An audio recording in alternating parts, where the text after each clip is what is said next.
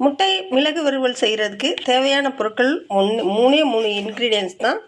இது பார்த்திங்கன்னா பூண்டு, நல்லா இடித்த பூண்டு, மிளகு, நல்லா உப்பு சேர்த்து நுணுக்கி எடுத்து வச்சுக்கிறணும். இதைய இப்போ முட்டையை நல்லா வேக வச்சுக்கணும். வேக வச்ச முட்டையை நல்லா தோல் உரிச்சிக்கலாம்.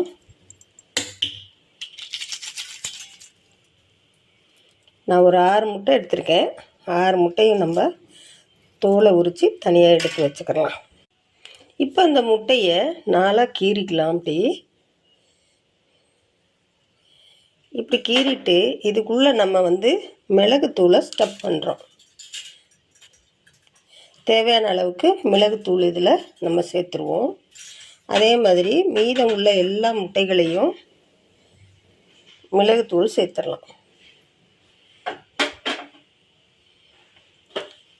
மிளகுத்தூள் சேர்க்கறதுனால நமக்கு இது காரம் இருந்தாலுமே உடம்புக்கு ரொம்ப ஆரோக்கியமாக இருக்கும். மிளகாய் சேர்க்குறத விட மிளகு சேர்க்குறது தான் ரொம்ப ரொம்ப நல்லது.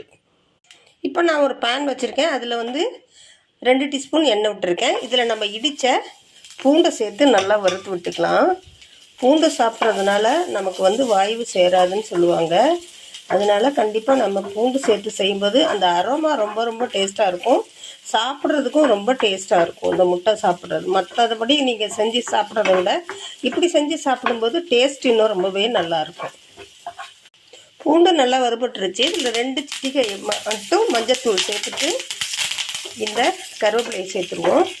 சேர்த்துட்டு முட்டையை சேர்த்து நல்லா டாஸ் பண்ணிக்கலாம்.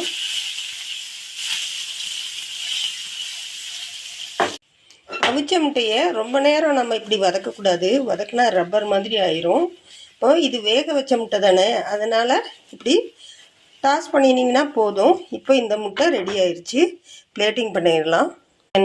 சரோஸ் கிச்சனில் இன்றைக்கி நீங்கள் பார்க்குறது முட்டை மிளகு வறுவல். இப்போ நம்ம மிளகு வறுவலை ரொம்ப சூப்பராக செஞ்சிட்டோம்.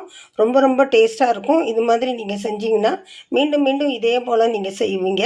இதை எப்படி செய்யலான்றதை நம்ம பார்க்கலாம். இப்போ பார்த்தீங்கன்னா இந்த மிளகு வறுவலில் மிளகு பத்தாது, கொஞ்சம் மிளகாய் வேணும் அப்படின்னு சொல்கிறவங்க லைட்டாக அப்படியே மிளகாத்தூளை இதில் தூவிக்கங்க. ரொம்ப ரொம்ப டேஸ்ட்டாக இருக்கும். தயிர் சாதம், சாம்பார் சாதம், மோர் சாதம், எல்லா சாதத்துக்கும் ரொம்ப ரொம்ப டேஸ்ட்டாக இருக்கும்.